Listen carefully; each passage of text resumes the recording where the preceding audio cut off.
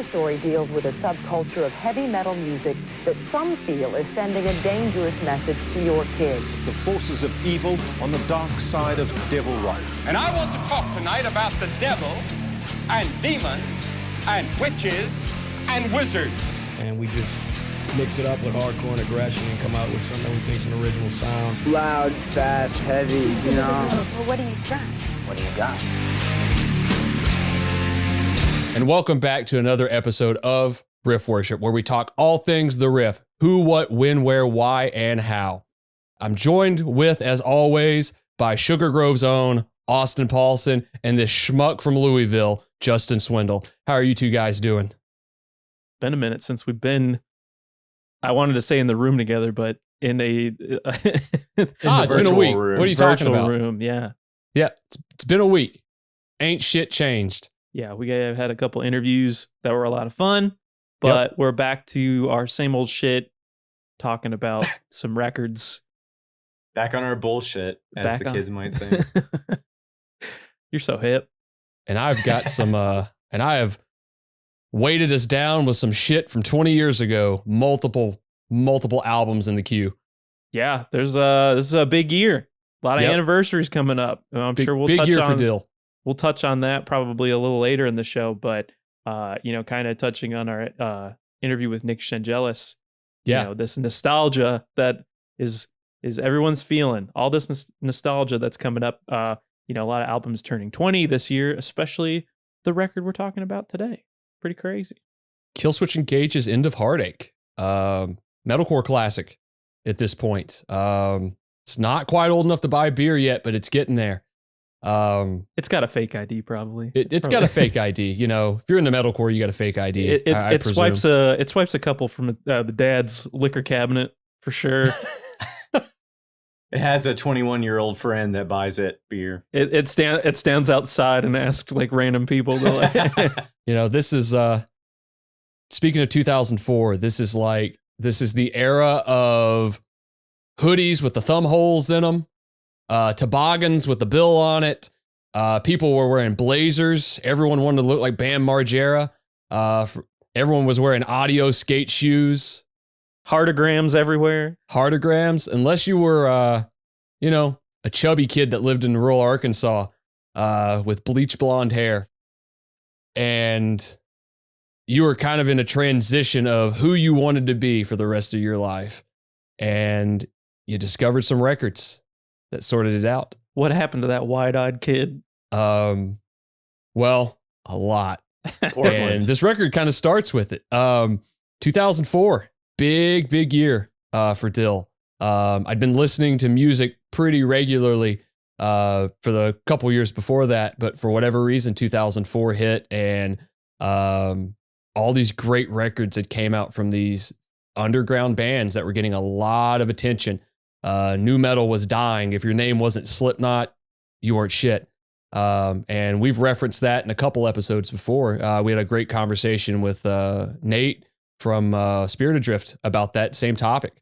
And the year of 2004 had, good Lord, 5 to 6 releases that were major albums for me that I can put on and almost know them note for note, word for word. And this is no different.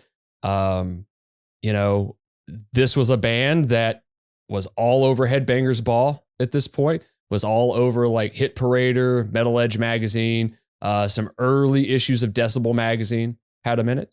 And this is a band that did all the things that could attract somebody that was just starting to get into really heavy music. And it's palatable, it's catchy. It's a good gateway record. And my question is, you guys had just heard this probably for the first time recently. Yep, 100%. This was not my introduction to this band. Right. I remember hearing the Holy Diver cover on the following release in like football practices in high school. And, that you guys are what, 4 or 5 years older than me. So that was probably the record that a lot of the kids that were my age probably heard for the first time. But, I could see where these sorts of records that came out around this year certainly had an influence on the next generation of bands that were probably coming out around that time when I was in high school, for sure. It's definitely a gateway band in that, like you said, it was palatable. It's on everything. They were like featured in so much. They were on the radio. They were in movies. It's video games. Bonkers shit. This was a time of Guitar Hero as well. Let's not forget about that. But Swindle. My Curse was on Guitar Hero or something, I think. I think so. I believe you're right. I'm sure I've heard the Holy Diver cover, but I think My Curse was like the only thing by Killswitch Engage I'd ever listened to before. It's got the Pantera riff in it. Yeah. Oh, there's a lot of Pantera riffs on this thing for sure. There fucking sure are. Yeah. A lot of them. Yep. Like so many. But there's a lot of different influences from Scandinavia to Pantera. New York fucking hardcore. 100%. There's like some two-step parts, in some of these tracks and everything. But I guess maybe we should begin perhaps with the backstory of this band. The meat and potatoes. Yeah, it formed in the late 90s, 99 in Westfield, Massachusetts. 1999, formed out of two prior bands, one being Overcast, a legendary early metalcore act, including bass player Mike D'Antonio, as well as Shadows Fall's own Brian Fair. It also formed out of another project named Aftershock, not to be confused with Kirk Winstein's Aftershock, with what had Adam Duktwitz, I think is how you pronounce it, but it's Adam D and his brother. And then you had Jesse Leach, the singer, that was in a band called Nothing Stays Gold, I believe. Yeah, that's correct. So I don't want to forget about Joel either. Joel was in Aftershock as well. Joel was in Aftershock. Yeah, Jesse was in a band called Nothing Stays Gold, which was apparently signed to the label Devil's Head, which Tobias, who is also in Aftershock, that was like his little label that he ran. Yep, Adam's brother. I think that label also put out a couple records by the Acacia Strain as well. That would make sense. They're all from that New England area. There's a lot of bands from there that are part of this same like kind of VFW hall kind of genre. Like you had Killswitch Engage, the Acacia Strain, Unearth, Shadows Fall, All That Remains, Bury Your Dead, Chimera. They're from Cleveland, but you could kind of throw them into that. It was a really incestuous scene too. Like a lot of guys shared members.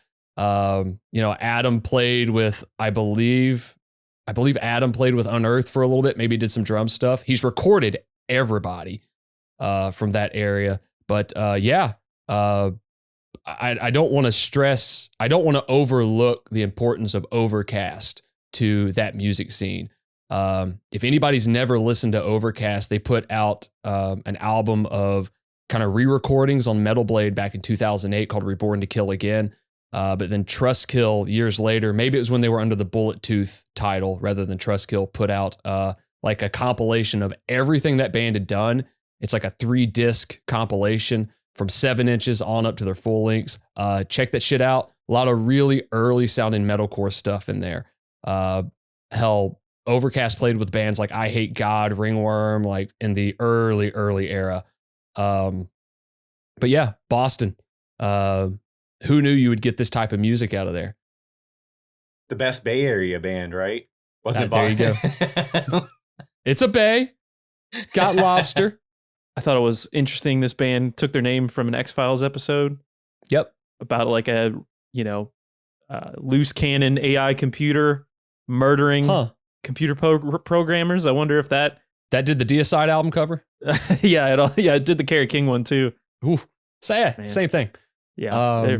Those are rough. Those are rough. It's, these guys are, I know Mike D is a fan of a lot of like sci-fi stuff, comic book stuff. Mike D is also a pretty proficient and a very good artist in his own right. He's done many album covers for many bands, t-shirt designs. He did the Sever the Wicked Hand album cover for Crowbar. He did that whole setup. His style is kind of reminiscent to maybe Jake Bannon's, but it's still its own thing. He did the artwork for this album. He did the whole artwork. He in the re-release they did for this album in 2005, he goes into detail of how he did the album cover and everything. basically it was done in his closet with some heavy red paint and just a styrofoam heart. You work with what you got, man. And I don't know what Roadrunner was really putting into the budget back then. Yeah, they got signed pretty quickly to Roadrunner, from what I understand. They did the demo.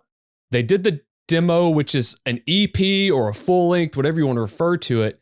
But it was put out by Ferret Records, which was owned by, I can't remember his name. I think it was Scott, who used to be in a band called Nora. Yeah. Carl Severson. That's it. Yep. It was put out through Ferret, which was a really big deal label back then. Ferret was big deal. Trustkill, kind of that earlier era of this style. And they got picked up by Roadrunner Records. This is a big deal. This was back when Roadrunner Records wasn't really signing metal bands. I believe Roadrunner Records actually made the statement of, if this band doesn't work out, we're kind of done with metal bands. And they kind of put all their eggs into the Killswitch Engage basket. And there's even before Alive or Just Breathing came out in 2002, which is the debut full length, if you want to refer to it, but it's the first big full length release that this band did. There was a video actually using to promote it for like Roadrunner Europe, and it was a funeral procession, and it said like new metal on the tombstone, and it was basically the marketing of this album, which is funny because I think the album sold like 32,000 copies like total, which is in 2002, new metal still selling like million records first 2 weeks. 100%. I listened to that record just to kind of get some context on the band, because again, I really don't have a lot of knowledge. They've always kind of been there, but and I kind of have an idea of what they sound like, but I wanted to kind of go back before getting to this record and just see what kind of things were going on. I there was a lot I liked about it. I had a lot of good riffs. I can definitely see where this record still takes from those early releases of like the Melodeath and maybe like some of the hooks and the pop sensibility stuff. But I like this. I also didn't know that Adam D was the drummer for the first couple of releases. So it was interesting to see the shifts in the lineup. I believe they became a 5-piece for this record. They became a 5-piece after the recording of Alive or Just Breathing. Okay. Yeah. Because Joel spent a long time tracking guitars, and as you can hear, there are harmonies all over that album, which is a common thing with this era of metalcore. And Adam D was a drummer. So one, he's a primary songwriter in the band, and most of this album we're talking about today is an Adam D record. But back to what you were saying about the Melodeath influences, just to kind of hit on the Alive or Just Breathing record. That album came out, and this band toured a lot for that. They toured with some of their influences, such as Soilwork, and they basically learned how to tour on that record. Going back to how this band formed, their very first show, the day they released their fucking EP demo was with In Flames. I believe Moonspell. I think Shadows Fall was on the bill as well. So and this was in I don't know if you guys are familiar with the New England Metal and Hardcore Festival that goes on once a year. But there's a venue in, I believe it's in Boston. It's called the Palladium, and it's kind of the legendary venue in that area of the country. And there's an upstairs and a downstairs. And I believe the downstairs is the really big room, and the upstairs is kind of the smaller room, but they opened that bill in the upstairs room. So their first show is at like this legendary venue. And I was thinking about that the other day. I'm sure Mike being in Overcast alone probably got them that show, and just how they knew everybody. But when your first shows with bands you're influenced by, that's some big shit. But go on to Alive or Just Breathing. Comes out on Roadrunner Records. You get 2 videos released for the album. Actually 3. You get a video for the tracks Life for Lifeless. Let's see. Fixation on the Darkness, which is a later video. And then you get a video for My Last Serenade, which are big hits off that album. You definitely see, you get a showcase of kind of Jesse's vocals on that record a lot. This is a very big vocal hook band. And Jesse's no slouch. But in between these two albums, you lose Jesse, who was going through depression at that time, had just gotten married, kind of isolated himself on tour. And, went through all the things that you don't want to go through when you're in a heavy touring act like that. And I'm sure these were van tours, and probably not even like, a shuttle van. These are probably like conversion vans or something at this point. And he kind of leaves the band in a pretty weird spot. I think he resigns via email. Yeah, I read that he had just, bouts with depression. I think, like just gotten married, right? And, it's hard. I've never done it. Couldn't imagine. I've only heard stories from you guys and, kind of packing in vans and, sweating it out with other people in a stinky ass vehicle for days on end with a band like this, with the Roadrunner backing. I'm sure just incessant touring, it's going to be difficult. So, but yeah, he leaves via email, and, I'm sure that certainly soured their relationship for a bit, but, obviously we know a little better, kind of seeing some of the album liner notes on the album and, in the future. Yeah. So, I mean, everything kind of worked out in its own way, but you lose your singer. Who are you going to replace him with? Who's your vocalist? In walks in. Actually, they had tryouts. They had a lot of people that tried out for the band. Phil Labonte from All That Remains tried out. Brandon Chiappetti from Bleeding Through tried out. They were both in bands that were already starting to kind of move up the ranks a little bit. So regardless if they got the position or not, those guys are still going on to play in pretty legendary early metalcore bands in their own right. But in walks Howard Jones of Blood Has Been Shed. Howard Jones, if you guys have never listened to Blood Has Been Shed, it's metalcore, but it's really, it's pretty aggro shit. It's more of his like kind of bad cop vocals in there. Okay. That's the only way to describe it, because he's like good cop, bad cop vocals, right? It's a little bit more, he's a little bit more Danny Glover in that band.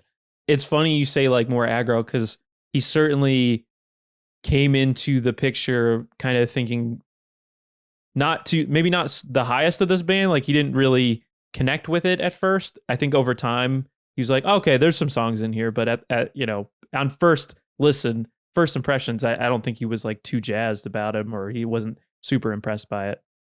Definitely. I'm sure if you came from the background of what that band was, walking into something as melodic as this band is and going, okay, this is a whole different book. We've all done it. We've been, we're prone to listen to things that are really extreme. And then it's like, okay, can't really get behind this, but wait, there's one or two songs in here. Okay, this is good shit.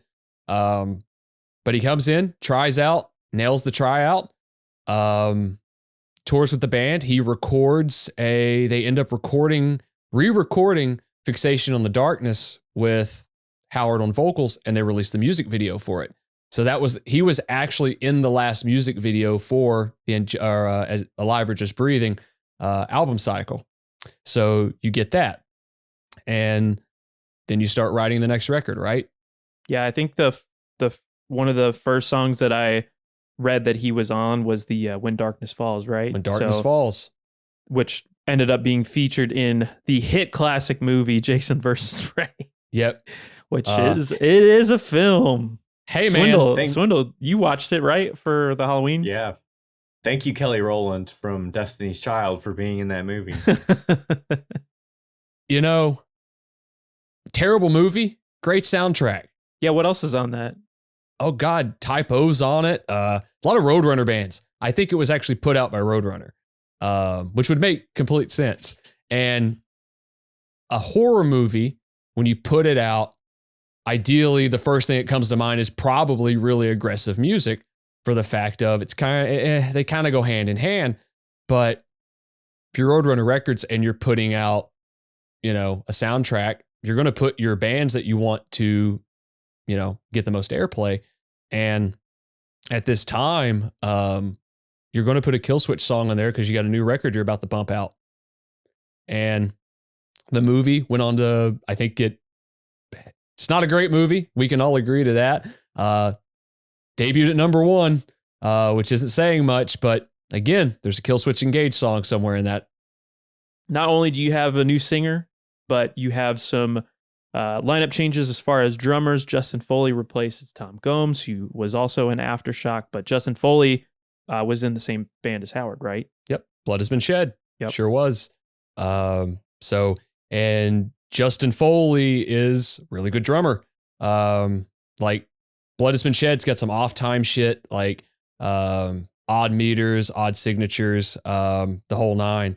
And this is, there's not a whole lot of odd time on this record. This is a pretty 4/4 record aside from a couple 3/4 parts. And it is funny because he's a really good drummer and his drumming on this album is straightforward as it can be. Like it is, if you really listen to it, there's a couple parts in there where you can hear kind of like some different stylings that he's done. But it's really meat and potatoes drumming. Like he's not there to be flashy. He's there just to do what the song needs. But good choice. Like this band had a few lineup changes in a short amount of time with, but the same 4 core members have been there the entire time. Right. So yeah, maybe just shifting gears from drums to guitar or whatever. But yeah, for the most part, it seems like all the primary songwriters are in place to make the album sound the way it does and give it the aesthetic that it has. I guess this was recorded in Westfield, Massachusetts at Zing Studios from December 15th of 2003 into January of 2004. So it was recorded at Zing Studios, which is Adam D's studio, where he has recorded Unearth. I believe he did the Oncoming Storm record for them. He did some As Lay Dying records. He's done All That Remains records, so on and so forth. You know, I think this album is also the album that put his name out there of being a kind of big name producer at that time. Yep, they've been able to self-produce most of their records. I think aside from the self-titled record in 2008, which was done by Brendan O'Brien. And even with that record, they remixed it because they weren't happy with the mix. Oh, geez. Adam remixed it. This band is as DIY as it can get aside from the record label backing. You know, the artwork's all done by the band. The songwriting's done by the band. Recording's done by the band. Mixing's done by the band. I mean, that's pretty rare in this era. But stressing the fact that this band had a lot riding on them with your vocalist changing, which there are not many bands in any form of music that can change a vocalist and succeed. You know, back in this era, everybody wanted to mention like Van Halen. Well, okay, but that's apples and oranges we're comparing here. The closest thing you could probably compare with a lineup shift like this or a vocalist change would be, I guess, George taking over for Chris and Cannibal. Like that would be the closest thing to something like this. Because obviously with a Van Halen, you're getting more, you're looking on the larger scale, right? Like this is not a Brian Johnson taking over for Bon Scott, because this was such niche music. You're still kind of climbing the hill, I guess. You're not like, you know, AC/DC and Van Halen were certainly at their arguable peak when they switched vocalists. But what I did find interesting for this to be Howard's first record and to come in and basically write all the lyrics for the album is, you know, to basically just give him the, you know, the keys to do that is pretty wild. They really, I guess, were taken by his lyricism and, you know, they were just kind of like, all right, run with it. Do whatever you want. Go for it. You already know what we want to do. I will say the lyrical concepts are different on this record than the record before. I think the record before has a lot to do with maybe some more social, political things, as well as some mental health things going on. Whereas this album is exactly what it is in the title. This album has a lot to do with, I'm sure, heartbreak, heartache. But what I really liked about this is not only did they let him take, like, hey, it's your canvas, paint it. We trust you to do what you're going to do. You've toured with us long enough. Go out and do it. But you also get, like, this is a pretty dry production. There's not a lot of vocal effects on there. Like, yeah, there's some layers, but they're very minimal. They loved one in particular so much. Where they layer the highs and the lows. They love that radio effect on this record so much. Oh, yeah. But what they do, though, is, like, the vocals don't have a lot of effects on them. Like, there's no, like, reverb. There's not a ton of reverb. It's not delay. There's not, like, a lot of filtering on it. Like, it's pretty dry. Even the guitars and everything are pretty dry. I listened to a podcast recently called it's called the Meat podcast. It's about all these records being released on Roadrunner throughout the years. And they interviewed Mike D about the album after this, As Daylight Dies. And they talked about how End of Heartache seemed almost like testing the waters to see how it would be to write with Howard, right? Like, they knew he could sing. They knew he could perform the older songs. They knew he had the talent, but they didn't really know how to write with him yet. And this was a testing of it. This was almost like, it's not a demo, but it almost feels like a demo the way it's recorded. Like, yeah, it sounds good. Sounds great. Sounds like an 04 production. Everything's mixed pretty evenly. Like, you can hear the bass sticking out in it. But the vocals are straightforward on it. There's not a ton of experimentation with it. They really highlight his vocals too. Like, they're really upfront in the mix on it. He does a hell of a job on this fucking record. Yeah, I guess we should just, like, maybe get into that first track. Swindle, what do you think about A Bid Farewell? The choruses of the song are, well, actually, really, the choruses on all the songs, big. Oh, huge. Like, those are Def Leppard choruses. All the choruses are just like full note chord, full note chord, full note chord. It's like almost kind of like power metal-y a little bit. I thought the same thing. At one point I was like, is this like, this kind of is like it has a very fantastical kind of epic power metal vibe to it, which kind of makes sense that they would cover, like, Holy Diver on the following record. But I even thought, and we'll get into this a little later, very reminiscent of even some like Joey Belladonna Anthrax type of vocal. It's just very like singing full on from like, the diaphragm. The diaphragm. The dude's a baritone for sure. Very big. So yes, there is probably not too many songs, if there is one on the record, that doesn't have that sort of like chorus in it, which after a while kind of becomes a little formulaic for me personally, but it does work in a lot of places. But after a while, like, if you listen to it front to start, I'm like, okay, I can probably anticipate this is where this is going a little bit. Obviously, there's riffs all over the album, but this one, the first song has like 8 parts. Like, there's 8 different riffs just in this one song. The first song opens up drum and bass, sets the tone of the record. What an opening note by Howard. Just that long kind of melodic death metal scream right at the front. You get these, that's a live track for sure. That is setting the tone of the record. You're right. There's a shitload of parts on this song. The chorus alone has those great harmony guitars that bend there. It's definitely, there are some pop metal sensibilities on this record. I think most of the songs on this album are written by Adam.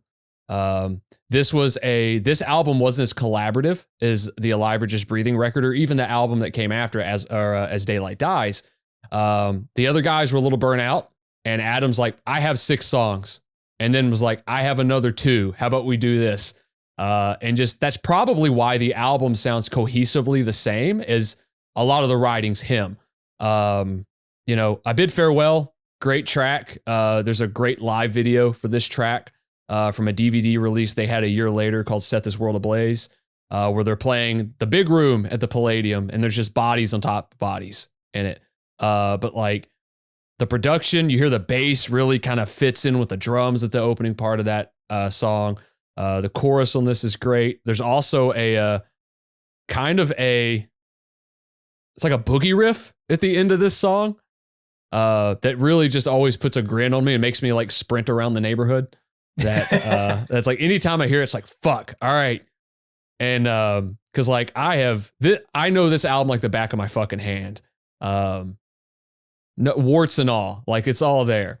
And what a great opening track. What a great opening track. I can't say enough about it. Like I still get that nostalgia kicking in. I can still get the chills that I did the first time I heard it. Because it's been years since I've listened to this album. And just getting to like pop it in and go, all right, it takes me back to like riding the bus home from school, putting it in and like having to walk down the dirt road I lived down. Or like having a couple beverages way too young and listening to this album with a couple buddies. The next track is probably my favorite on the record. Take This Oath. That opening riff is New York hardcore to me. I heard a lot of, I wrote Pantera riff with flares of mellow death. There's definitely, 100%. Yeah, definitely some, like just dime bag riffs. I also noted here that they had like definitely like kind of a power metal adjacent chorus. I really like the like kind of arpeggiated riff in the bridge when it like harmonizes with the other guitar. Love that part of it. I also noted the breakdown.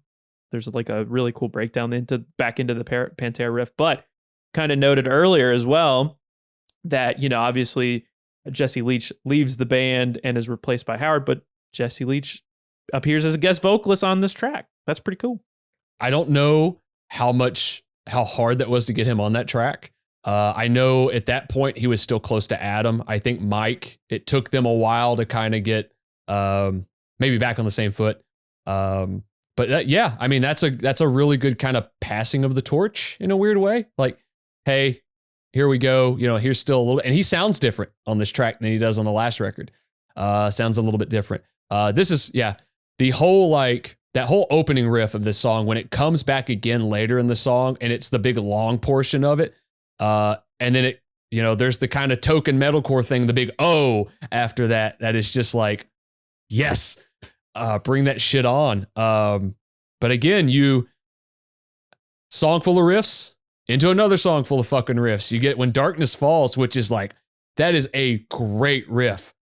It starts like right out of the gate too. Like it Of the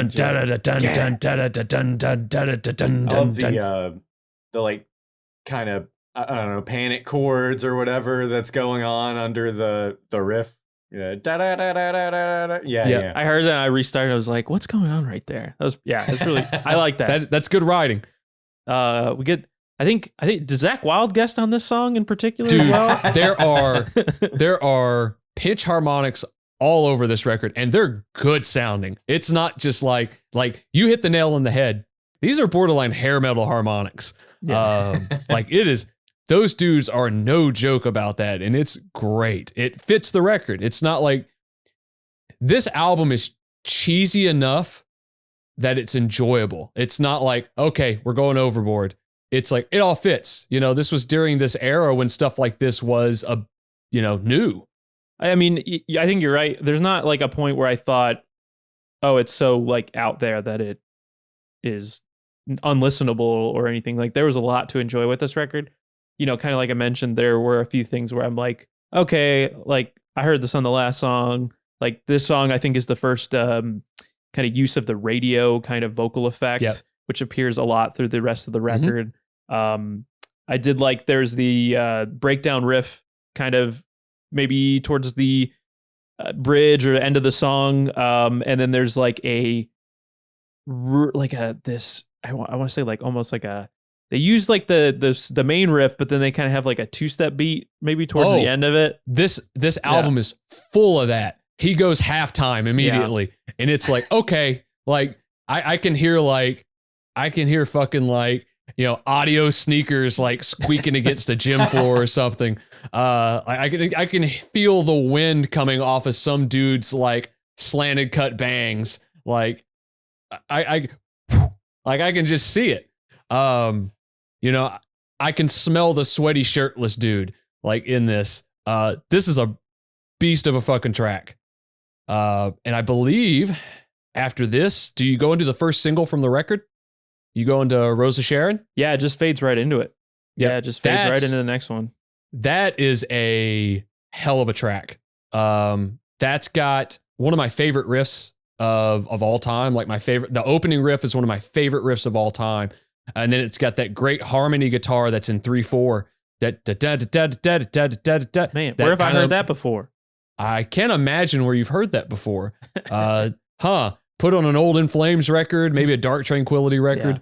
Yeah. But it's cool. It's like using it's tastefully done. I think it's like, it's not just a full on rip off, but it's there. The influences are there, and that's absolutely. I like that. It's this might have been the first Killswitch track I heard. This was on the Headbangers Ball. Yeah, I guess Volume 2 we touched compilation. We touched on how we kind of maybe got familiar with this band. Mm-hmm. So this was the first song in particular, perhaps? Yeah, this would have been the first track I heard from this band. I kind of want to segue from this topic for just a second. 2004, big year for me, but not only was it a big year for me, it was a big year for fucking Roadrunner Records. You had this album, you had Machine Head's Through Ashes of Empire, you had Slipknot's Volume 3 Subliminal Verses.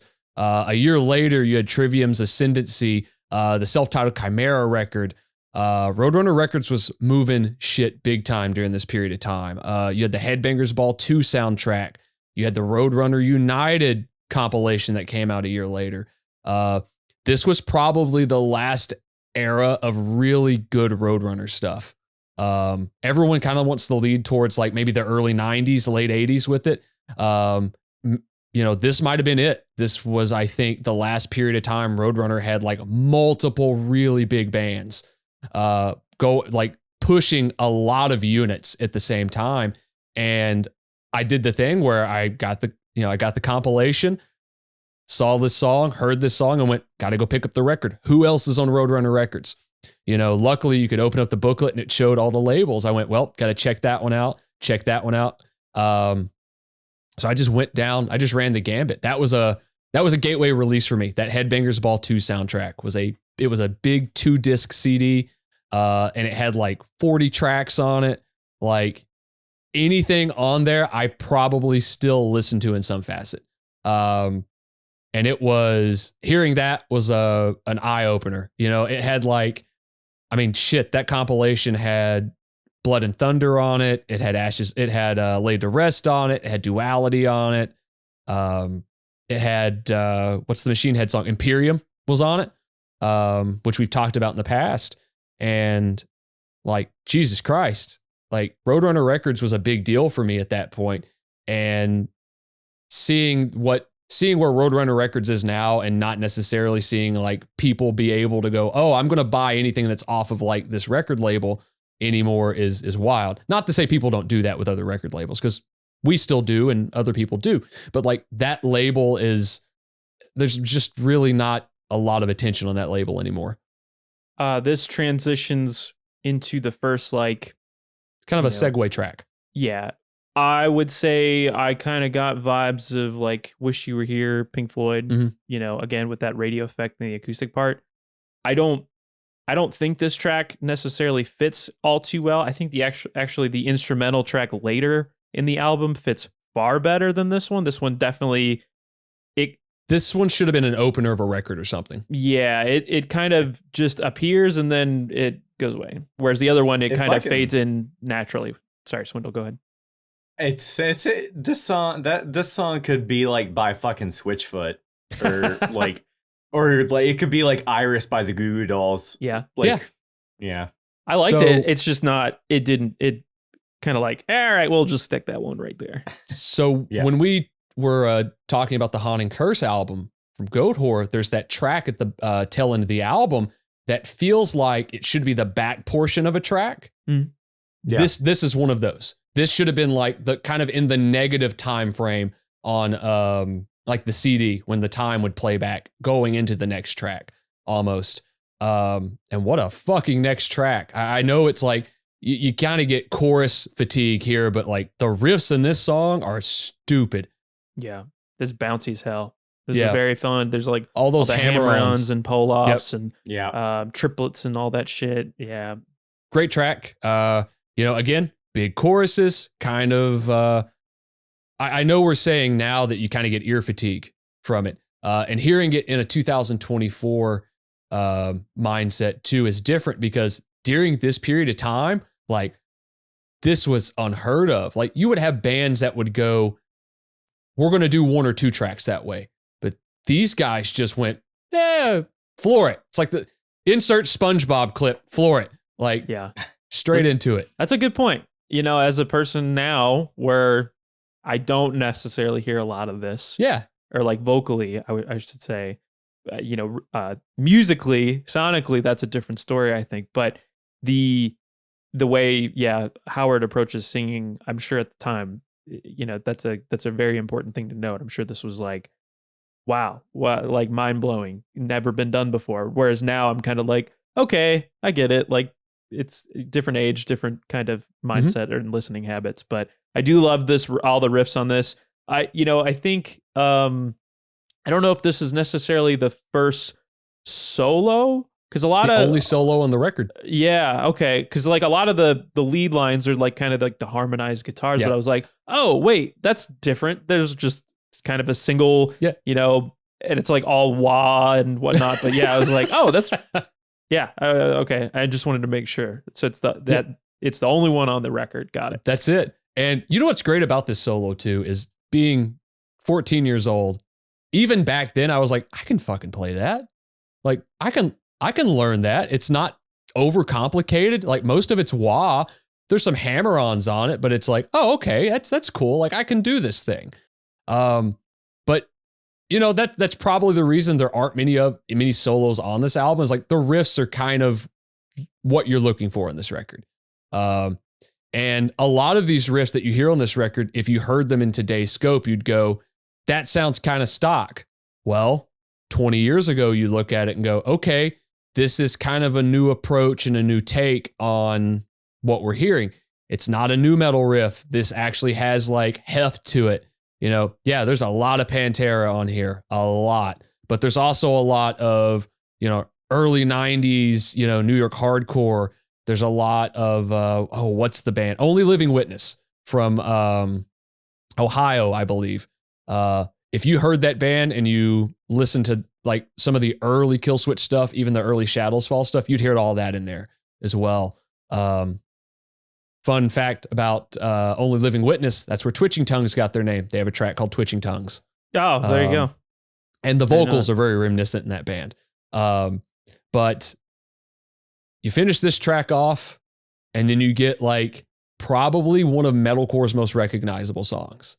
The ballad. You get if not the first iteration of a metalcore power ballad, or one of the only ones. You get the End of Heartache title song. And this song was fucking everywhere. It was all over radio, but there was like kind of a radio edit where they kind of cut the harsh certain vocals out. Parts. And there was like that, maybe would it be like the kind of more softer, like acoustic part in one part. I was like, oh, they emphasize it a lot. Interesting. Which I believe that version also ended up in a movie as well, the Resident Evil. Flick. But another Roadrunner soundtrack. You mentioned earlier about the album kind of having a very like dry production. I think it certainly is like evident on this song alone, where his vocals are just like so up front, and there's nothing. Like it feels like he's like standing right in front of my face, like singing this song at certain times. But lots of space on this track for sure. Big track, big, massive sounding track, very open, a lot of space. Again, Swindle brought this up when we were preparing to talk about the album. Do we blame Killswitch Engage for all of the like sing-songy metalcore that came later? It's like, yeah, you can 100%. Like, yeah, there's other bands that can take credit for that as well, but you're kind of looking at one of the blueprint bands for it.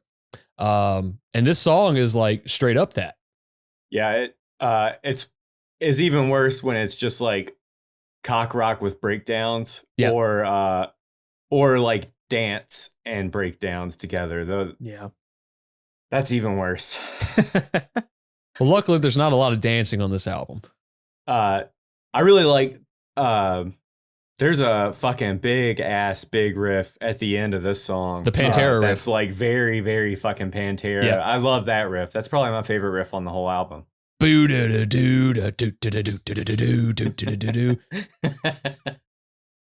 like peaked on the rock charts. It was like number 31 on mainstream rock. I mean, it had 2 music videos, kind of one standalone and then one that tied into the Resident Evil movie as well. I also want to mention it has some additional guitar playing on as well, like a little guest. Mr. Andy Sneap. Yeah. Who mixed the record. He mixed it. He mastered it. He is not only the current touring guitarist of Judas Priest, but he has a long resume of collaborations with other artists. Jesus. I mean, my God. I don't even want to go into that list. Look it up. Because, like, Jesus, any record that you probably sit back and listen to and you're like, this sounds really good, it's probably him. There's also some wrestling tie-in, I found out. Sure is. Any idea who? One Tyler Black, now known as Seth Rollins, Roderick Strong of AEW fame, uses this song as his entrance music. It's not. Didn't Punk used to use a Killswitch Engage song? So yes, he did. So to get into that a little bit, that was a track called "This Fire Burns." "This Fire Burns" was actually originally Randy Orton's entrance music before he got his known music. He did it one time and he's like, I don't like it. And the fans weren't digging it. That track was specifically written for Randy because Mike is a big wrestling fan. He didn't use it. So when they brought Punk in, they're like, hey, what do you think about this? Punk's like, sure, I like this song. I like the band. Let's do it. So until Cult of Personality showed up in 2011, he used it for 5 years. He used the track for that long. And originally, I don't know if this is how it was supposed to go, but I remember watching an interview with Mike and Adam. They were originally, it may have been Jesse, they were originally going to cover Cult of Personality for Punk. And weird. It's like, okay, sure. All right. I'll listen to it. I'll take a listen, see what it sounds like. So yeah, like wrestling tie-in with this band, which is wild shit. I forgot about Seth using that for, I guess it's during his ROH days. Next track, also very fun. When I listened to this. Oh, Declaration's rad. It has some more like very like bouncy kind of chuggy riffs. The intro lick of this song, I feel like if I played along to it, I'd like have a lot of fun just kind of warming up to it. Like it's just kind of a nice little scale or like right. And it modulates too. So it starts out in a higher range, goes a little bit lower, goes a little bit lower. But like there's a lot of riffs like that. This album's full of simple song structure, aside from maybe A Bid Farewell, but it's very catchy. It's a lot of like standard songwriting stuff, right? Like, it's not 1-4-5 chords, but it's, verse, chorus, verse, bridge, breakdown, that sort of thing, chorus on the way out, but they just do it with riffs. And they do what my favorite thing about songwriting is where you get one riff, maybe one or two, and you ride around those two riffs. The rest of the song's pretty straightforward and you just use those two riffs and highlight those riffs. And this song does it. There's some definite at the gate shit in this song. Like it sounds like Slaughter of the Soul, Terminal Spirit Disease, all that. The kind of guitar noodling during the verses or whatever. Mm-hmm. I really like that. Like it's, this band they don't experiment a lot. They've found their niche and they stick to that. But when they, kind of bring one of those rare things out that they're like, hey, we haven't really done this before, let's do it. It works really well. And it's really catchy. It doesn't sound like 10 pounds of shit in a 5-pound bag. I like the intro of the next song, kind of like what do you call it? Like a little paradiddle kind of intro, like the drum for World Ablaze, very catchy riff as well. Definitely got like that Pantera kind of like mute a note style of I don't know how you would explain it, but again, we mentioned it to death. I guess it's Pantera all over this record, especially this song. This is one of my favorite choruses on the album, because it's got that kind of guitar line that plays under it. It's very much like a circle pit kind of part. I could imagine anytime I heard that part, I was like, oh, this is where people are just kind of running and pushing each other down. We've all been to a lot of shows in the South. My favorite thing are when bands come to the South and they're circle pit bands, right? It's like a thrash band and they call for a circle pit in the South. There's too much mashed potatoes and gravy. There's too much sweet tea. You aren't getting that here, guys. I'm sorry. Like, you aren't getting that. I've seen a few. I've seen plenty of circle pits at the fucking Muse. But you're getting winded after about 4 feet. Because we're all talking about like, God damn, I got to go get hot chicken before or after. And like, so cheese in that Danish? Like, I get it. It's fun. I've seen enough. I've seen a bunch of them. I saw Mastodon at Marathon like 10 years ago, and massive. That's the biggest circle pit I've ever seen in my life. And it was during it was during Island. They brought out Island and played it, and it was like, okay, it's that that riff. They're fucking playing in 36-16 and motherfuckers are circle pitting. So somebody probably ran into that fucking support beam. I gotta bring that up. So Swindle, have you been to Marathon? Yeah. Okay. So they're circle pitting. Some dude scaled that big beam in the middle. It was just like up at the top. What are we doing? I was like, smart dude. Okay. How do you get down? There's two ways. You slide or you just jump. This the back half of this record, you would feel like, since you do get a lot of very similar song structure, that these tracks kind of get lost, but they don't. Again, those big hooks help to be memorable. And that's what those things are. Like, they get stuck in your head. You're going to remember them. It's very simple songwriting. The chorus is literally the name of the song. Like, I get it. I love that shit. But then you go into the next kind of instrumental interlude, which is a little bit more fitting for this record. Right. Well, because it, essentially fades in from the previous song. Like, it has those like acoustic tinges of like that make it makes sense. It's like, it didn't just come out of nowhere. It like literally went from one song to the other. So that's essentially why I thought it worked so well here. But a good little kind of palate cleanser before you get into the next track, which big gulp riffs, man. This thing has just some big old honking riffs. Wasted Sacrifice is a good track. Lot of one finger notes on this one, or one finger riffs on this one. Can't be doing that. I got to censor that again now. We're gonna touch on that later. Is it Bob's Burgers, their babysitter, that has the finger that has no bones or joints in it and it just moves around? I don't fucking remember that at all. You got to look it up, because like, she just, every so often that she's brought up in an episode, the finger is just like spinning around. It's like, what am I watching? But no, this track definitely makes me do the same thing.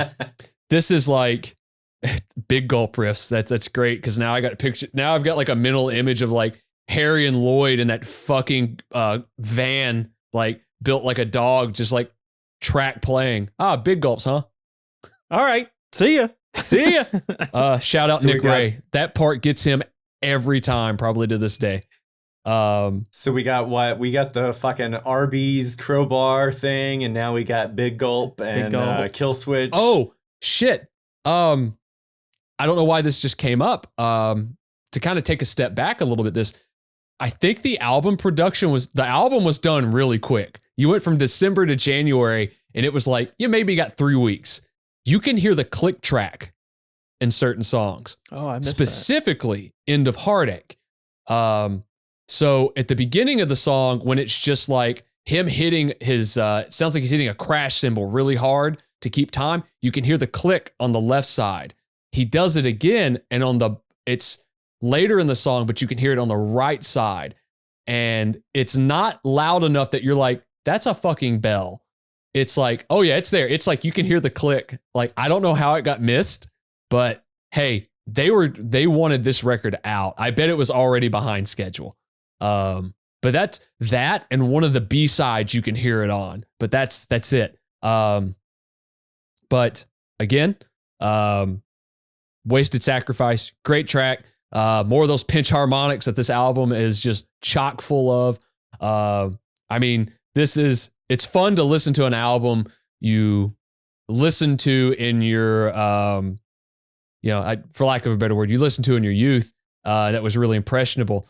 And you go back and listen to it like, fuck, I remember all these parts. Like, I remember the thoughts I was having in my head when these parts played. And I remember like just putting this on I had one of those big 3 CD changing like stereos, and like just putting it in there and just like sitting in front of it and looking at the CD booklet. I'm kicking myself for this because I lost it throughout the years. I had a signed version of this, of the album booklet, that I got the band to sign. Oh, wow. And I'm kicking myself for that. I think the only autograph I didn't get was Howard. But I got all the other guys in the band. Was this at like a signing or something? Where was this at? This was at a show. I went around the back of the venue in Memphis, and they were just hanging out signing stuff. And I was like, sure, I'll do this. Yeah. And that it was like the summer Dylan followed Killswitch Engage on tour. Some people have the Grateful Dead. Some people follow Fish, The Boss. Mine's Boston metalcore bands. I pick a portion of the year. I was like, all right, this is quarter 1. It's Killswitch. Quarter 2 is Shadows Fall. Quarter 3 is this band. Quarter 4 is this band. It's just how I did it back then. Hope is last track on the record. Again, great chorus. But this has some like deep death metal shit on it, like death metal vocals on it. Phil from All That Remains is on this. You can definitely, if you're familiar with his voice, you can hear it immediately. It's there at the tail end. He does a lot of the really deep kind of death metal guttural stuff on the track as well. I never put it into mind that these were Mastodon style riffs. I never put it in there. And you pointed that out, Austin. Yeah, I just, I'm sure it's not like exclusive to Mastodon, but it's certainly of an era. I got Mastodon vibes from this track. You just plug that in the notes, but I feel like when I listened to this track, I got like every little piece of like the album on it. Like it just kind of touched on everything from the riffs to like, there's the 2-step part a little bit towards the end of the track. The Zakk Wylde-esque pinch harmonics. There's like gang vocals on this song in particular. No more. And then it kind of ends with like this breakdown, and then it just ends. That's it. It's done. Chromatic breakdown right at the end, and their vocals, like, because Howard's doing high vocals at that point, and Phil's doing the bottom vocals, and Howard's top, Phil's bottom, and it is just ludicrous vocals. Oh, he's on this record too? Howard's hitting the high vocals. Phil's hitting the low vocals. God, not enough people talk about that fucking guy. Luda. Man, Super Bowl. We'll get back to that shit. But that's the end of the record. During this time period, Roadrunner was very akin to amalgamation. Almost. You almost had it. He was amalgamation. Amalgamation works. I'm so mad. Roadrunner was so very upset. Roadrunner was very akin to kind of release an extended version or like a special edition version literally a year after the album's release. God damn. That's a tactic to boost sales. That's all it is. Because back then, when CDs would come out, if you released a single CD, you got one sale. But if you released a 2-disc CD, it was considered 2 sales. Because there's really, obviously we're talking about the special bonus edition of this album. all of the tracks really, they're not like, you would think, oh, maybe it's songs that didn't make it to the record. I mean, there might be one, but most of it's like, most of it, My Life for Yours would be the one that I would think, okay, maybe this just didn't make the cut and they put it on, but everything else has appeared on the previous record for the most part. Yeah. So. I do want to say this version of Irreversal, which is on the 99 or 2000 album. Yes. The self-titled. Man, that is the heaviest I've ever heard Howard. That is some nasty old school sounding shit. That opening riff I ripped off years ago. Yeah. That's a Divine Intervention riff. Oh, is it really? Yes, it is. Wouldn't have known. It is straight up that. That's so funny. I just kind of dilbosed it a little bit. It is, but I ripped that off, and that's like Divine Intervention was influenced a lot by these first two Killswitch records, by Alive or Just Breathing and this one. There's a lot of the playing on there that was definitely influenced by the way the songs were written. Hey man, you just show me the riff and I'll, yes sir. Yes, sir, Mr. Bozer, I'll do it. You show me, you got it. Palm mute there, whittly woo there. But the live stuff on here is kind of cool. It's from a smaller show before the band got crazy big. And you get an additional 20 minutes of music.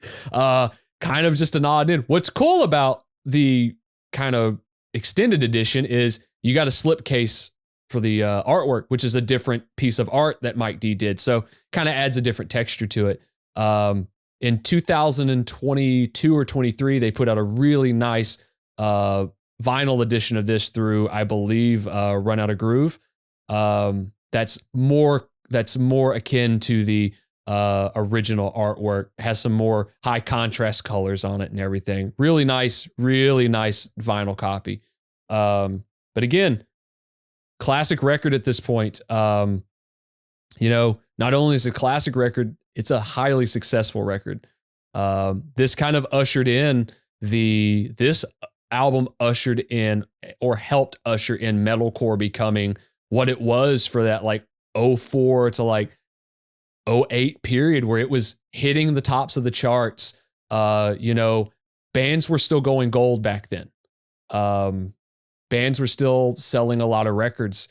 This was kind of the last era you saw that. Or maybe this was the beginning of the era where you started seeing records not being sold. This album went gold 3 years later in 2007, after the As Daylight Dies record came out. And I'm sure that record helped push this record gold. And not only did you get a gold record, you got a Grammy nod. They may have lost to, I believe it was it Metallica? No, kind of. They lost to Metallica. Motorhead Wait, was won. it the Whiplash cover? Motorhead won for their Whiplash cover, which is very funny. Yeah, the same year you got a Slipknot. Slipknot got nominated. Yep. You had some heavy hitters. Yeah.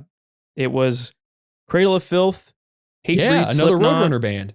And so Motorhead won, which I guess, if you're going to lose anybody, great, it's Motorhead. But it was I remember the year that came out and it was like, what are we doing? Here? Metallica was nominated for a different category. They actually were nominated for Best Hard Rock Performance for Some Kind of Monster, and they lost to Slither, Velvet Revolver. Wild. Cool track. Better than Some Kind of Monster. You got the nod, at least, for the title track. It's great. You're in movies all year round. You're on the radio. You're being played on MTV. You're probably not too upset, I suppose, to be recognized in that way. A bunch of dudes from Boston, sitting back there eating baked beans, smoking a Parliament, having some Dunkin', and they're like, "Oh, we're going to the Grammys? Okay. Here we go." One thing I want to bring up too is up until probably 2008, they practiced in one of the guitar player's parents' basement. To that day, band playing all these massive shows, doing like arena tours with like larger bands, doing all these festivals, playing Ozfest in 05, doing all this shit, like playing practices in the basement. Hey, it's a free space. Everybody knows everybody. You go upstairs, cookies, cakes, pies, whatever you want, a good sandwich. You know, it's not like most practice spaces, which are in just burnout fucking areas. It's like, man, I practiced in a place at one point that was so infested with fleas. That was like, my God. I practiced at a horse ranch one time, multiple times. Like in high school, I knew these guys who lived on a horse ranch, and we practiced in a industrial freezer that was not on. Oh, it was so hot because there was just it's suctioned off. Yeah, so you're sweating. it probably had one of the doors with the big steel handle on it 100%. that locks you in if you're not 100%. Careful. Yes. So I mean it. Yeah. God, I always go to like Goodfellas when he's killing everybody after the Lufthansa heist, and they're finding the guys in like the meat truck just frozen. That was it. They Swindle, what was the worst place you ever practiced in, you think? I don't know. Well, like when it's fucking either cold as fuck or hot as fuck playing in Dylan's garage. Like, it fucking sucks. But or when the cat had a little too much of Burt's the night before, and those litter boxes are filled to the brim in the garage. Man, those are some. Yeah, that thing kept the heat in for sure. Yeah, but like I don't know, coming from when we played a fucking car garage. When we played shows at a car garage every week in fucking Bowling Green, Kentucky, and it was 10,000 degrees in there. Like, sometimes you just play you make art in shitty conditions just because it's fun to play music, you know. That's right. Where's he going? I also wanted the WBKO. Well, no, I had I actually had the vinyl copy of this album in reach, so cool. I just kind of wanted to hold this up. Oh wow. It's very bright. He did. Mike D did a really good job with that artwork on that one.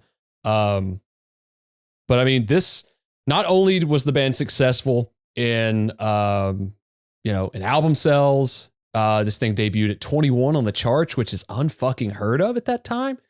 That's a heavy band. That's a really heavy band debuting that high.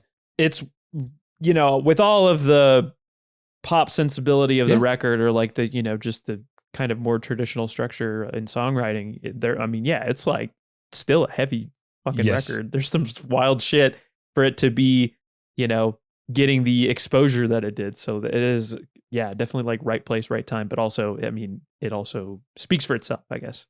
You wouldn't have records like this debuting as high as it did without, you go back to 94, Far Beyond Driven debuts at number 1. Fast forward to 2001, Slipknot's Iowa debuts at number 2. And you don't get a band like this debuting this high on the charts without stuff like that happening. You got to have, I think Iowa was the highest charting album with like blast beats opening up ever, because like People Equal Shit just opens with straight blast. And it's like, okay, the floodgates are kind of opened. One thing that I will say that probably helped a lot was the amount of fucking touring this band did. My God. They were just not home for a whole year. Like, I mean, definitely some weeks at a time, but for the most part, they left and they just never fucking came back. That was a period of time you could tour that much, right? And you could keep going. You could sustain yourself by doing that. And not even just be like, all right, I might have to sleep on a couch when I get home kind of thing. Like, these guys were probably able to make, a modest living at doing this.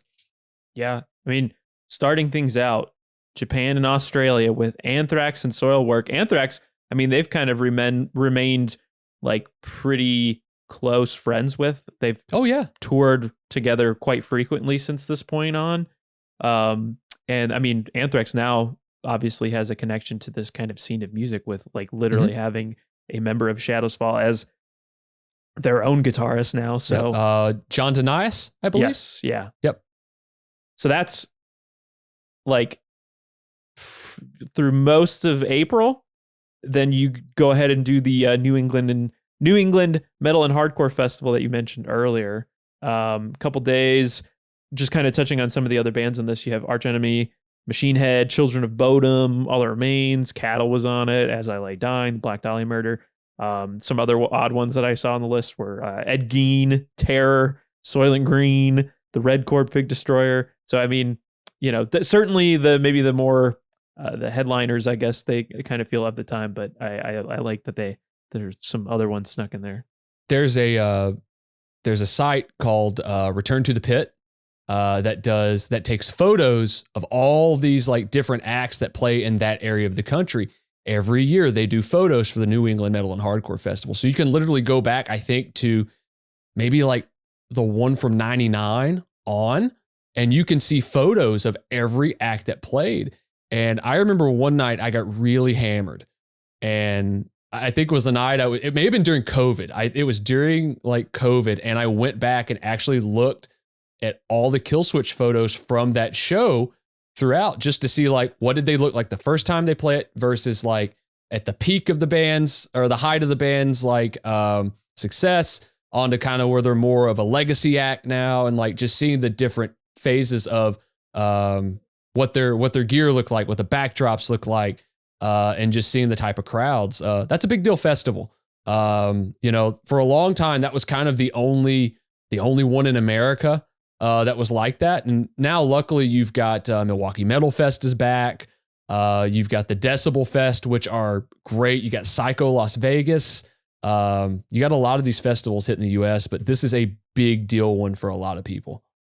Kind of touching on what we mentioned earlier with this band, their first show opening for In Flames, they also did a co-headlining tour with In Flames with support from As I Lay Dying. This lasted from like May to June. Yeah, that's a wild one too, because like that's probably In Flames at the height of their success. That's on the soundtrack to Your Escape album. That's in 2004. They played Ozfest, I think, the year after, in 2005. This is As I Lay Dying Before the Shadows of Security album, which you can actually go back and listen to in our archives when we had Mikey Harrod on. Oh, right. That's right. Yep. He picked that record. Again, that's one of the bands that Adam produced, As I Lay Dying. And again, you know, it shows that the amount of heft Killswitch Engage had at this point. They also did another co-headlining tour with their label mates in Chimera, with support from Shadows Fall and God Forbid, kind of like a couple weeks in June. Then you have a few festival dates: Grass Pop Metal Meeting, which is in Belgium, Hatebreed, Ignite, Chimera, Shadows Fall, Aggressive Music Festival in 2004, which is in New York. They shared the stage with Sick of It All, Agnostic Front, Shadows Fall, Converge, Terror, As I Lay Dying, with Honor Love Is Red. They also played Hellfest, which I assume, just looking up, I am more familiar with the Hellfest in France, but apparently I'm unaware of a festival that took place in Jersey. Hellfest was held in New Jersey. It ran for, I believe, Swindle said 1993 to like 05. 97 to 05. It was a big deal festival for a lot of like any underground band at that point probably played Hellfest. There's great DVDs. There's great performances from Hellfest for a lot of great acts: Converge, Mastodon, Lamb of God, Bleeding Through, 18 Visions, ton, Ed Gein, Red Chord, ton of bands. And that was a big deal festival. So seeing Killswitch go back and play something like that, and I don't want to say like that's a step down, but this is a band that's playing big shows now. So as popular as that band was, I can only imagine the amount of fucking people. You mentioned 18 Visions. They also did a North American tour with 18 Visions, From Autumn to Ashes, 36 Crazy Fists. And I believe I found that Howard Jones did a like guest vocal spot on a Crazy Fist song. Yes. I believe that track is actually on the it's not on the Snowcap Romance, which is the Roadrunner album. It's on an album called, I believe, Rest Inside the Flames, which came out on DRT Entertainment, which came out years later. 36 Crazy Fist was a Roadrunner band for a small amount of time. They're from Alaska. They're like they're almost like a post nu metal band, but had aspects of metalcore to their writing and playing. And the Snowcap Romance album is really good. It's a great record. I haven't listened to that in years. But again, kind of fitting in the same time frame of this era. Really cool band. From Autumn to Ashes, I'm not really familiar with that band. I know a lot of people really liked a song called the After Dinner Payback. Now, 18 Visions, I've talked about this band to both of you guys at different points. 18 Visions does not get a lot of credit that they should. They're one of the very first bands to do kind of what deathcore did 15 years later. That band had been around since like the early to mid 90s. Straight edge hardcore band, but were playing like Cannibal Corpse parts and like had brutal breakdowns and like were writing wild structured songs, but they also dressed like GQ models at this point, like had creepers on, bought really like kind of in vogue clothes and everything, did their hair a certain way, but they all lifted weights and like it was the wildest shit you'd ever seen. Great fucking band. I like their butt rock albums too, because they did a couple of them. Like some wild shit. That band does not get near the attention they should. Anyway. Perhaps the biggest tour of this cycle for the year, the Jägermeister music tour from 2004, Killswitch Engage alongside Mastodon, directly supporting Slayer, who love their Jaeger. I remember seeing like all those tents, or like the the bat behind the scenes where they got the fucking Jägermeister dispensers in their fucking dressing room. This was the 4th year of this tour. I think Slayer had done the year before, and this was maybe their second time doing the tour. But what a wild time. Lots of Jaeger, I'm sure. So I almost got a chance to go to a Jägermeister music tour. There was one earlier that year. If it wasn't a Jägermeister music tour, it was just another sponsor. But it was Slipknot was headlining, Slayer was direct support, and Hatebreed was the opener. Jesus. Being 14 and somehow trying to get to go to that with anybody would have been a logistical nightmare. I just want to say it's appropriate. Well, it's not. Young people are more appropriate people to drink Jägermeister, and adult men should not fucking be drinking Jaeger. I just want to challenge the members of Slayer on this. It was like a fucking it's like a water cooler back there. All the shit that I've seen. I think they even had it as like as recently as like the Big Four tours. I feel like I remember seeing some Jaeger dispensers in there.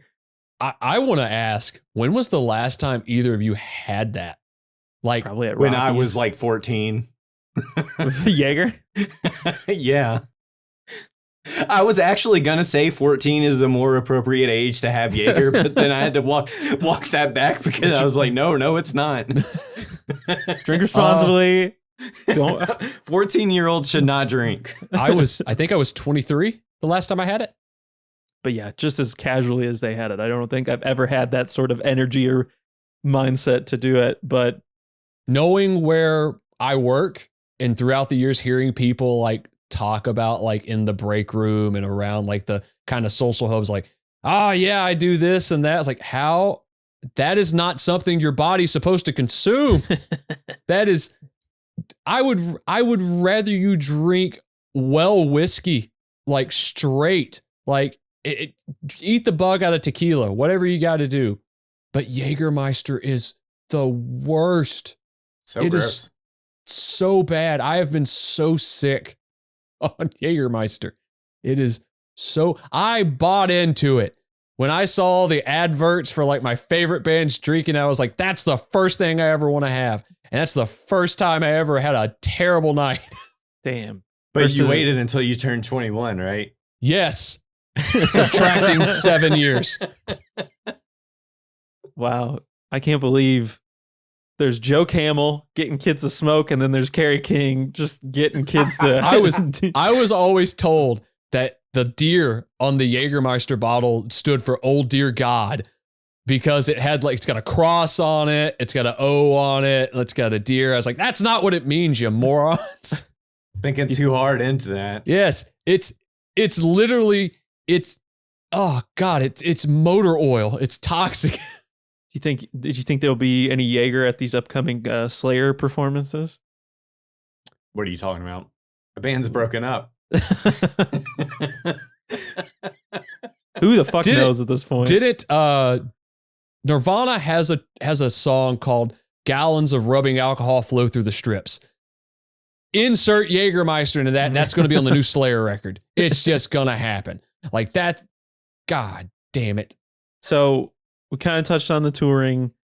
I think it's certainly important to know, the legacy, obviously, of this year. We've touched on some of the other albums that have come out in 2004. I mean, we mentioned a few bands offhand, like Lamb of God, Ashes of the Wake, Mastodon, Leviathan, which will have a tour this year celebrating their 20th anniversaries. This album kind of probably won't ever see that, just with, obviously Howard is no longer a vocalist of this band. Jesse Leach is now, he's been in the band for quite a few years at this point. He's done 12, 13 years. Yeah, done a few records since then. Yep. Not to say that anybody has any ill will, because Howard's certainly appeared in multiple live shows and done little guest spots. So he and Adam are doing a record together right now, I believe. Yeah. They're working on their own project. Apparently there's a new Killswitch record in the works as well. Yep.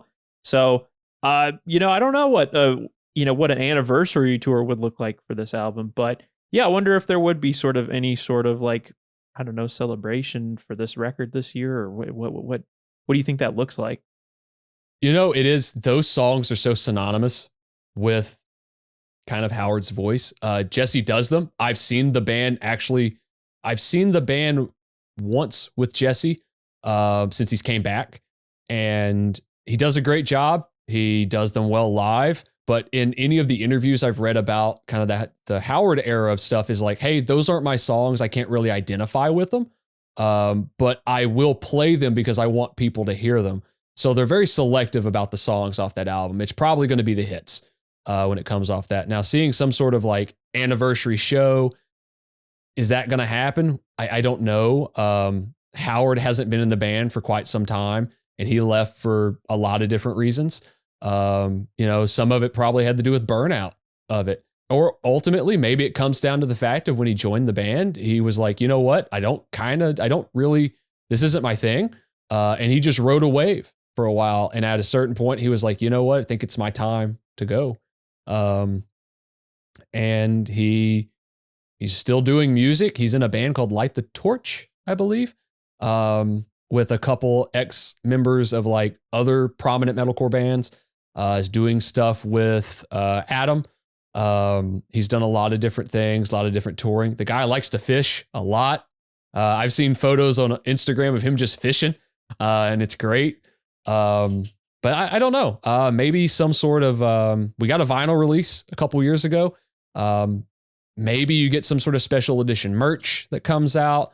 They're on Metal Blade Records now, so who knows what you may see. Roadrunner still owns those records. Roadrunner doesn't let go of a lot of shit. So who knows? Who knows what you get? Maybe it's a t-shirt. Maybe it's just hey, congrats, it's 20 years old. Maybe that's what you get. Swindle, having listened to this all the way through for the first time, what were your thoughts? What do you think about the album? Would you go further? What do you think?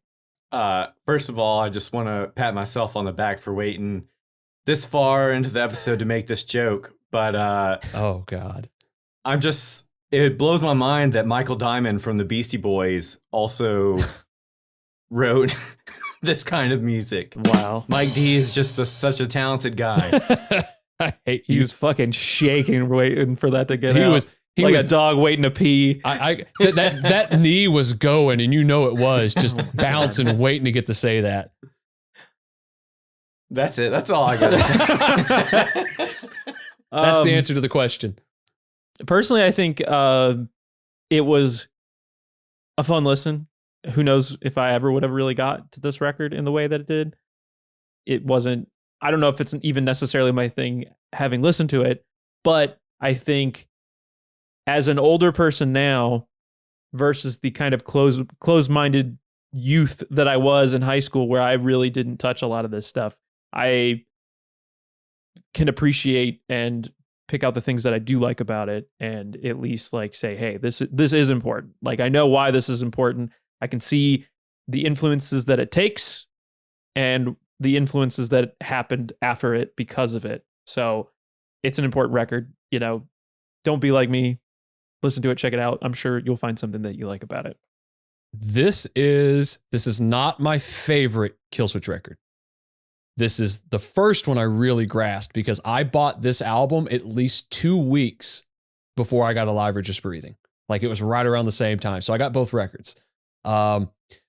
This isn't even my favorite Howard record. My favorite Howard record is the album after this, is Daylight Dies. I think that's a more refined version of what they did with Howard. Obviously, it's got My Curse on it. It's got Arms of Sorrow on it. This is Absolution. Great songs. Funny thing about the Holy Diver hit, it was recorded on the back end of this album. Oh, I didn't know that. It actually was just they didn't even want to include it on that album because, again, Roadrunner released a bonus edition of the record a year after. So that's why you saw the longevity with that. But this is a great gateway record for me. I like all the songs on it. And it is, I think its lineage is going to be, this is the album that took this band into kind of an elite group, that made them a legacy act at that point. Basically anything after they knew was going to always have more attention to it because of this record. As Daylight Dies helped. As Daylight Dies is a different record. That's probably more in vein of like the early era of metalcore. There's some things on there that sound a lot older, riffs, guitar stuff, you name it. Whereas this sounds like, all right, you could hand this record to a young kid getting into music for the first time. Maybe he's heard the classics. He's heard, a Metallica record, Van Halen record. Maybe he's even heard like a Slipknot record. But you could hand him this and go, maybe, this may be a little bit more palatable and this will help ease you into it, because I can tell you, I got In Flames from this shit. I got into a lot of Swedish death metal from this. Carnage, Carcass. I would have gotten to Heartwork without bands like this. Dark Tranquility, Soilwork, all of those. I think it's going to go down as a very great record, a classic record, another great Roadrunner album. I do want to say that I think going down in the long road, Killswitch Engage will be held in the same light. Let me rephrase that. Killswitch Engage should get more respect and more attention for being one of the creators and kind of purveyors of metalcore. They should be held in the same light as like a Converge. They should be held in that same light because Converge created a different form of metalcore. Let's face it. They did something completely different. They're more in vein of like a Neurosis, but I think they get more respect too because that band's been DIY since the beginning, right? Yeah, they're signed to Epitaph, but it is purely they just release the albums. Like they're, what do they call that kind of deal? They're licensed. They license the albums, they put them out. But maybe it's because Killswitch did come up in a different era. Maybe it's because Killswitch was on a massively marketed label, essentially a major record label. And maybe that's the reason they don't get it. But I think they need to go down as one of the most important bands in metalcore. You don't get the kind of melodic Swedish style metalcore without this band pushing it. And we've reached that point of the episode where we give our recommendations of what we've been listening to lately. And I can go ahead and start off. I've been listening to the album Higherlander by the band Ed Hockley recently, named after the NFL referee, the buff NFL referee, but their band name is one word. They're going on tour with Narwhal, the ripping two-piece from Nashville. that I don't know if the Ghost is Clear put out the album or if they're just kind of like distributing it, but you can order the album off the Ghost is Clear's website. Some of the album kind of sounds like Red or Blue era Baroness, so that's pretty fun. That's wild that a band. Where this band from? Pittsburgh, I think. It's wild that a band like this from Pittsburgh and my dad have like the same sense of humor as far as very specific NFL refs. My dad wanted to go as Ed Hockley for Halloween one time and wear like a muscle suit under ref jersey, and my mom was like, "No one's gonna get that." But there'll be that one guy, and that's all he's playing to. I'll share this with my dad. I'm sure he'll enjoy it. The music, yeah. Share the album with them. Yeah. I have one this week. This is a local band that just released their first piece of new music in 5 years. Chicago's Hate Force. This is a trio of sorts made up of members of bands like Rats, Weekend Nachos, Harm's Way. But this band sounds kind of like its own things. It's its own beast. Definitely influenced by it like kind of a combination of like death metal, grind, hardcore, kind of reminds me of Bolt Thrower, kind of reminds me of like Tom G. Warrior-esque kind of riffs. Ooh. This album is set for release on March 29th. It's their sophomore album, Systems of Terror. Going to be out on Closed Casket Activities, also their second for the label. Featuring 10 new tracks. I'm very stoked for it, but first single, Hateful Creator, is beefy as hell. The bass is filthy sounding. That tone is just disgusting. James, who we may also know from Harm's Way, kind of doing a really separate, kind of unique approach to his vocals on this versus his vocal approach in Harm's Way. So, Hate Force, check it out. It's some good shit. So I've got a few. Starting out, going with something I've been looking forward to for quite some time. This is California's own Necrot with their newest release, Cut the Cord. It's going to be coming on to their new record, Lifeless Birth, which will be out on Tank Crime Records. This is a great track. This thing it's got one big riff in it that just plays over and over that I fucking love and just can't get enough of it. The production on it is great. You hear every instrument. Really looking forward to that one. We've also got a new release coming from High on Fire. We got a hell of a track coming off their new album, Cometh the Storm. I hope there's a shitload of Geddy Lee jokes on this album. I'm really looking forward to it. The new track, Burning Down, is a fucking monster of a riff on that thing. There's certain points, the way that riff is played, it makes me think of like pylons at like a hardcore show. It's like, if I see pylons at a High on Fire show, I'm leaving. But if it's a hardcore show, like it gets a pass. And then I want to bring up a favorite of Austin's that I've been looking forward to for quite some time. We were talking about melodic death metal a lot on this episode, but the newest fucking Gatecreeper single, Caught in the Treads. This thing sounds like it's straight from Sweden. It sounds like it's from Scandinavia. It's certainly an evolution for this band, kind of being more rooted in the old school death metal from before. But now, I think, maybe with some new blood in the band over the past couple of years, I think you're going to have some really cool influence there. I liked it a lot. With this and, the latest Upon Stone record, damn, like a very nice There's pairing. A big influx of that style coming back. It's there. That whole like melodic death metal, melodic black, kind of blackened melodic death metal stuff is coming back. And I did not expect this band to sound like this at this point. I kind of expected more of in that same vein, which not bad. I just expected maybe a more refined version of that. But it's mid-tempo. It sounds like Dismember right out the gate, which may be because, there you go. He helped with the recording and the writing. I'm not going to go too long, but new Black Tusk is out. Definitely check that out. They have a new album called The Way Forward that's coming out. And Pelagius from Nashville, Tennessee. I just dropped. Yep, Pelagius. I just dropped a review for this. So definitely check those guys out. It's a self-titled EP out on Total Dissonance Worship. Cool. All right. Well, that's what we've been listening to this week.